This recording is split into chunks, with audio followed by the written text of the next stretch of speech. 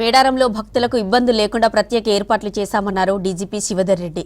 దేశంలోని తొలిసారి చిన్నపిల్లలు మిస్సింగ్ కాకుండా జియో ట్యాగ్ విధానం అమలు చేస్తున్నామని చెప్పారు. మేడారం సమ్మక్క సారలమ్మలను దర్శించుకున్నారు డీజీపీ శివధర్ రెడ్డి. మొక్కులు చెల్లించుకున్నారు. ట్రాఫిక్ సమస్యలు, భక్తుల రద్దీ మానిటరింగ్ కోసం డ్రోన్లను సమర్థవంతంగా వినియోగించామన్నారు. గతంతో పోలిస్తే ఈసారి మేడారం సౌలతులు మెరుగయ్యాయంటున్న డీజీపీ శివధర్ రెడ్డితో మా reporter Krishnamohan face to face.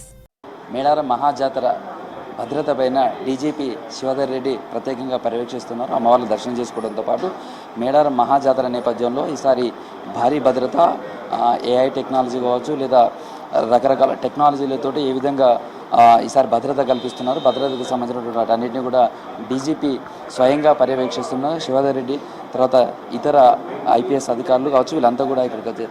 Sir, అంటే ఈసారి భద్రతకు సంబంధించి కూడా చూస్తే ఏఐ టెక్నాలజీ వాడారు, తర్వాత రకరకాల టెక్నాలజీ అంతా అడాప్ట్ చేసుకుని ఈసారి భద్రత కల్పించారు. ఏ విధంగా ఉంది సార్ మేడారం సార్? బాగుందండి, ఇప్పటికీ చాలా బాగా నడుస్తున్నది. మీరు అన్నట్టుగా చైల్డ్ ట్రాకింగ్ సిస్టమ్ పెట్టినాము. జియో ట్యాగింగ్ చేయటం, వాళ్ళని ఇక్కడ ఏంటంటే పెద్ద ప్రాబ్లం ఏంటంటే కొంత లక్షల మంది వస్తారు కాబట్టి మెయిన్గా చిన్నపిల్లలు మిస్సింగ్ అయ్యే ప్రమాదం చాలా ఉంటుంది. చాలామంది దొరుకుతారు అనుకోండి, కానీ ఏంటంటే కొంచెం టైం పడుతుంది. ఆ టైం లోపల పాపం వాళ్ళ పేరెంట్స్కి కానీ అటు వాళ్ళకు పిల్లలకు కానీ చాలా సైకలాజికల్గా చాలా అఫెక్ట్ అవుతుంది. కాబట్టి మనం ఏంటంటే ఇది తొందరగా ఇక్కడ పిల్లలు మిస్ అయిన పిల్లలు ఎక్కడైనా కనిపిస్తే వెంబడే వాళ్ళకి జియో ట్యాగ్ చేసినాం కాబట్టి, వాళ్ళకు చేతికో బ్యాండ్ వేసినాం కాబట్టి అందులో క్యూఆర్ కోడ్ ఉంటుంది. దానికి అంతకుముందే ఆ క్యూఆర్ కోడ్లో అన్ని డీటెయిల్స్ అన్ని ఎంటర్ చేస్తాం. వాళ్ళ ఫ్యామిలీ డీటెయిల్స్, వాళ్ళ తండ్రి కానీ తల్లులు కానీ వాళ్ళ ఫోన్ నెంబర్స్ అవన్నీ ఉంటాయి కాబట్టి వెంబడే మిస్ అయిన పిల్లల ఫోన్లో వాళ్ళని స్కాన్ చేస్తే, క్యూఆర్ కోడ్ పైన స్కాన్ చేస్తే వెంబడే వాళ్ళ ఎక్కడున్నా తెలిసిపోతుంది. వాళ్ళ పిల్లలు ఎవరన్నది తెలిసిపోతుంది, వాళ్ళ తల్లిదండ్రులు ఎవరన్నా తెలిసిపోతుంది. వాళ్ళు అక్క ఫోన్ చేసి అందులో ఉన్నటువంటి ఫోన్ నెంబర్కి ఫోన్ చేస్తే వెంబడే విత్ నో టైం, మినిట్స్లోనే వాళ్ళకి హ్యాండ్ ఓవర్ చేయొచ్చు. ఎక్కడ ఏం సమస్య ఉంది, ఎక్కడన్నా క్రౌడ్ ఎక్కువ బాగుందా, ఆ క్రౌడ్ని ఎట్లా ఇంకో దిక్కు మళ్లించవచ్చు, అట్లాగే ట్రాఫిక్ సంబంధించిన సమస్యలు ఏమైనా ఉన్నాయా, క్రౌడ్ ఈ క్యూ లైన్స్లో ఎట్లయితే ఫస్ట్ టైం ఇంత పెద్ద ఎత్తున ఇంతకుముందు 2 years కిందకి పోలిస్తే ఇప్పటికీ ఈ టెంపుల్ ఏరియాని బాగా డెవలప్ చేసి మనం చూసినాం. కాబట్టి ఇందులో ఈ టెంపుల్ ఏరియా కొత్త ఫస్ట్ టైం అవుతుంది కాబట్టి ఈ డెవలప్ అయిన తర్వాత ఫస్ట్ టైం అవుతున్నటువంటి జాతర కాబట్టి అందులో క్యూ లైన్స్లో ఎట్లా పోతున్నారు ప్రాపర్గా, ఇంతకుముందులా కాకుండా కొంత సైంటిఫిక్గా క్యూ లైన్స్ తయారు చేసినారు కాబట్టి అందులో ప్రాపర్గా మూవ్మెంట్ ఉందా లేదా ఇవన్నీ చూడడానికి బాగా పనికొస్తాయి డ్రోన్స్. సో మీ టాస్క్ అంతా కూడా చూస్తే దాదాపు నెల రోజుల మీద నుంచి కూడా చేస్తున్నారు. అంటే ఒకటి పునర్నిర్మాణానికి సంబంధించి కావచ్చు, రెండో సేమ్ టైంలో ముందస్తు వచ్చే మొక్కులు చెల్లించుకోవాలి. ఇప్పుడు కూడా చూస్తే క్రౌడ్ అయితే కంటిన్యూ అవుతున్నది.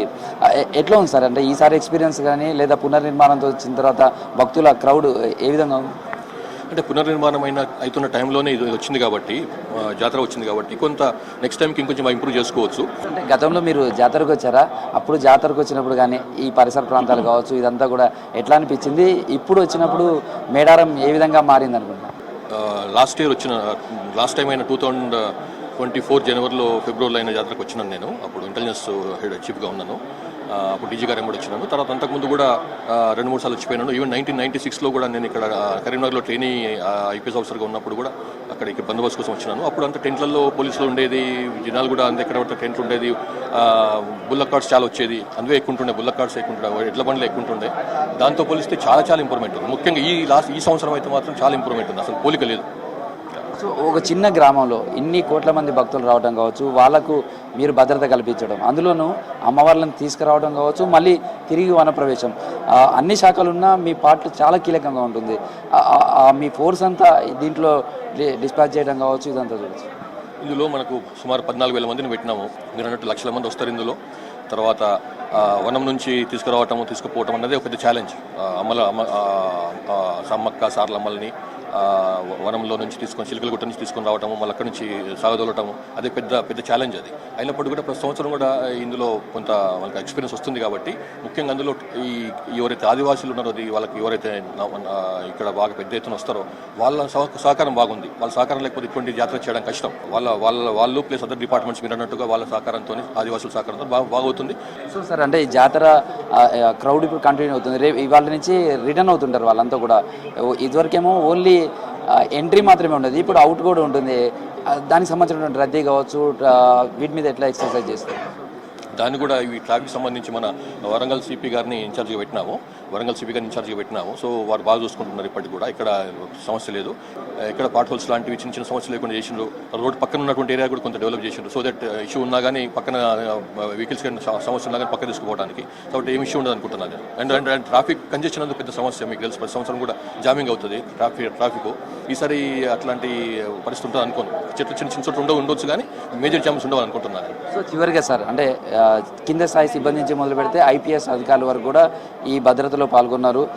జాతరకు సంబంధించి వాళ్ళకి కానీ, లేదా ఇప్పుడున్నటువంటి వచ్చిన భక్తులు మళ్ళీ తిరిగి వెళ్ళే భక్తులకు మీరుగా ఏం చెప్తారు బాస్గా? మా వాళ్ళకైనా ఈ హోంగార్డ్ నుంచి పై స్థాయి వరకు కూడా అందరూ కూడా చాలా బాగా పనిచేస్తున్నారు. ఇది మామూలుగా బందోబస్తు కాదు, ఇది చాలా బేసిక్. కొన్నిసార్లు అది కూడా ఉండదు, ఫెసిలిటీస్ కూడా ఉండని పరిస్థితి ఉంటుంది. చాలా బాగా పనిచేస్తున్నారు. అట్లాగే భక్తులు కూడా చాలా భక్తిపూర్వకంగా ఇక్కడ వచ్చి వాళ్ళు నమ్మిన దేవతల్ని కొలిచేందుకని వస్తున్నారు. వాళ్లకు శుభాకాంక్షలు చెప్తున్నాను. అట్లాగే మీరు ఏ రకంగా ఎట్లయితే వచ్చిందో అట్లనే హాయిగా ఎక్కడ యాక్సిడెంట్స్ లేకుండా మరి మీ గమ్యస్థానాలు చేరుకోవాలని చెప్పి నేను ఆశిస్తున్నాను, కోరుతున్నాను.